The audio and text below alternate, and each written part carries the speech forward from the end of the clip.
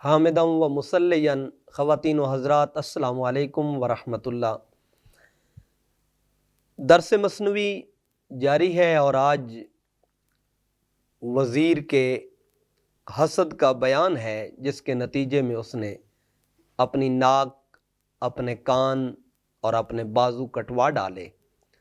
تو یہاں مولانا روم صاحب ایک اہم چیز کی طرف ہماری توجہ دلواتے ہیں، اور وہ یہ ہے کہ حسد جو ہے یہ بندے کے ساتھ کیا کرتا ہے۔ اگرچہ آدمی حسد میں کسی دوسرے کا نقصان سوچ رہا ہوتا ہے، لیکن وہ حسد از خود بندے کے ساتھ کیا کرتا ہے اور اس کے نتائج کیا اخذ ہوتے ہیں، ان کو یہاں مولانا روم صاحب رحمۃ اللہ علیہ نے ذکر کیا۔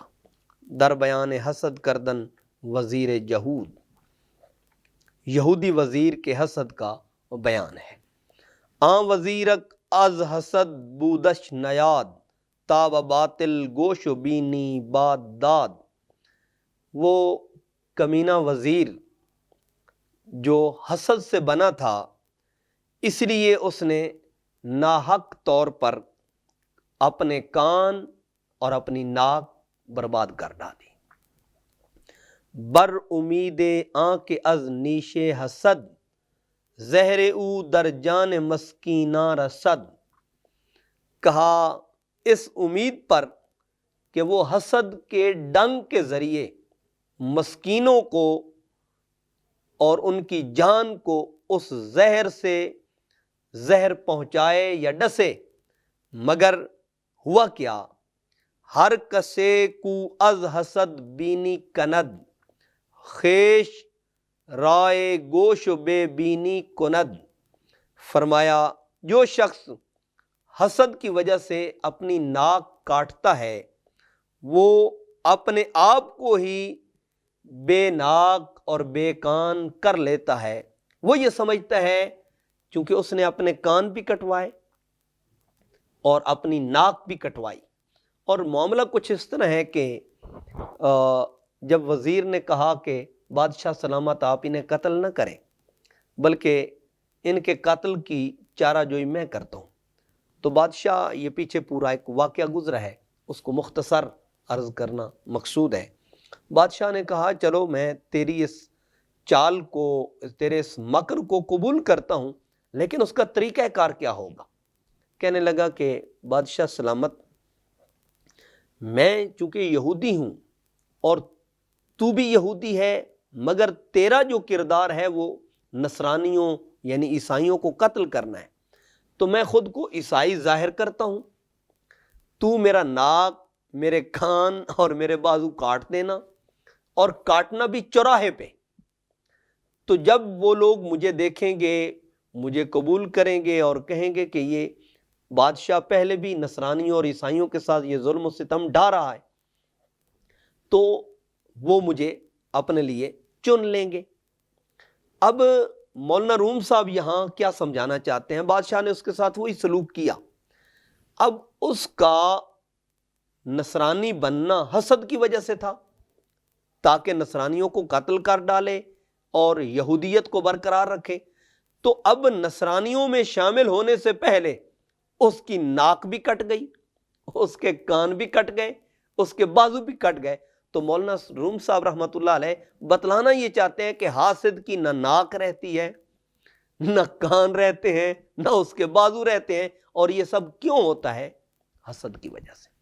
یہ سب اس کے ساتھ کیوں ہوتا ہے؟ حسد کی وجہ سے۔ تو مولانا روم صاحب فرما رہے ہیں اگر تیرے وجود میں حسد آ جائے تو تیری ناک بھی کٹ جائے گی، تیرے کان بھی کٹ جائیں گے، تیرے بازو بھی کٹ جائیں گے۔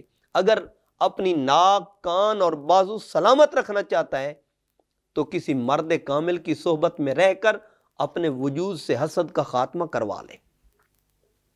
اور یہ حسد ہی تو ہے جو آج ہم معاشرے کے اندر دیکھ رہے ہیں۔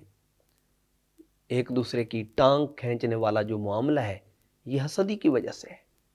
وہ کسی نے کہا تھا کہ اگر ٹانگ کھینچنے والے بازو پکڑ کر اوپر کھینچنا شروع کر دیں تو یہ ساری قوم اپنی رفعت، اپنی قدر و منزلت اور اپنے مقام و مرتبے کو پا لے گی۔ افسوس یہ ہے کہ ہم ٹانگ کھینچتے ہیں، کبھی کسی کا بازو پکڑ کر اسے اوپر نہیں کھینچتے۔ بینی آں باشد کے او بوئے برد، بوئے اورا جانب کوئے برد۔ فرمایا ناک تو وہ ہے جو بو سونگے، بو کوئی خوشبو آ رہی ہوتی ہے اس کو سونگے، اور ایسی بو سونگے جو اسے کوچہ جانا میں لے کے جائے، جو اسے محبوب کی گلی میں لے کے جائے۔ اور اگر آپ سیرت طیبہ کا مطالعہ کریں اور صحابہ اکرام علیہم الرضوان کی حضور سے محبت کا جائزہ لیں تو صحابہ اکرام اکثر راستے نہیں پوچھتے تھے۔ جب وہ حضور کی جستجو میں نکلتے تھے تو راستوں سے، جہاں جہاں سے، جن جن راستوں سے حضور گزرتے تھے تو حضور کی خوشبو، حضور کی مہک وہ گلی کوچے کے اندر ملتی تھی، اور صحابہ اکرام اس خوشبو کے پیراؤ ہو کر حضور کی بارگاہ تک پہنچ جاتے تھے، آقا علیہ الصلوۃ والسلام کی ملاقات کر لیتے تھے۔ تو یہ خوشبو جو ان کے وجود میں سرایت کر چکی تھی، اور آقا علیہ الصلوۃ والسلام کے گزرنے کے بعد جو وہ خوشبو پاتے تھے، وہ کیوں پاتے تھے؟ کہ حضور نے ان کے وجود کو ایسا بنا دیا تھا کہ حضور جہاں سے گزرتے تھے ان کی خوشبو صحابہ اکرام پا لیتے تھے، اور اس کی پیروی کرتے ہوئے آقا علیہ الصلوۃ والسلام تک پہنچ جاتے تھے۔ تو آپ بھی فرماتے ہیں اصل بو تو وہ ہے جو اس کے کوچہ تک اور اس کی ملاقات تک لے کے جائے۔ ہر کے بویش نیست بے بینی بود، بویاں بو ایست کاں دینی بود۔ فرمایا جس میں بو کی صلاحیت نہیں ہے وہ تو ناک کٹا ہے، گویا اس کا ناک ہی نہیں ہے، اس حاسد وزیر کی طرح۔ اگر اس کی ناک ہوتی تو وہ عیسائیوں کی مخالفت نہ کرتا، حضرت عیسیٰ علیہ السلام کے پیروکاروں کی مخالفت نہ کرتا، بلکہ اس کے پاس وہ خوشبو آ جاتی جو موسیٰ علیہ السلام میں تھی، وہ بھی اسی کی طرف سے تھی، اور جو عیسیٰ علیہ السلام کے پاس تھی وہ بھی اسی کی طرف سے تھی۔ فرمایا جس میں بو کی صلاحیت نہیں وہ ناک کٹا ہے، اور بو اصل میں وہ بو ہے جس میں دین کی بو ہو، جو اس سے دین کو پائے، دین کی حقیقت کو پائے، دین کے نور اور دین کی نورانیت کو پائے۔ چونکہ بوئے برد و شکر آن کرد، کفر نعمت آمد و بینیش خورد۔ فرمایا اور جب بو سونگی اور اس کا شکر بجا نہ لایا، فرمایا یہی تو کفران نعمت ہے جو اس کی ناک کو کھا گیا، اس کی ناک کو لے گیا۔ گویا کفران نعمت خوشبو کو نہ پانے کا سبب ہے، اور شکران نعمت اس کی خوشبو کو پانے کا نتیجہ ہے۔ شکر کن مر شاکراں را بندہ باش، پیش ایشاں مردہ شو پائندہ باش۔ فرمایا شکر اور شکر گزاروں کا غلام بن جا، ان کا تابع دار، ان کا فرما بردار اور ان کا متبع بن جا۔ کیوں کہ ان کے سامنے جب تو مردہ بنے گا تو عمر دوام کو، حیات جاویدانی کو تو پا لے گا۔ تو جو شاکر ہیں، جو صابر ہیں، جو صادق ہیں، ان کی معیت میں آ جا، یہ حکم قرآنی ہے، وَكُونُوا مَعَ الصَّادِقِينَ۔ چوں وزیر از رہزنی جامہ مساز، خلق راتو برمیاور از نماز۔ فرمایا وزیر کی طرح رہزنی کا سامان نہ کر، راستے میں چور ڈاکو اور لٹیرا بن کے نہ بیٹھ، اور لوگوں کو نماز سے مت روک۔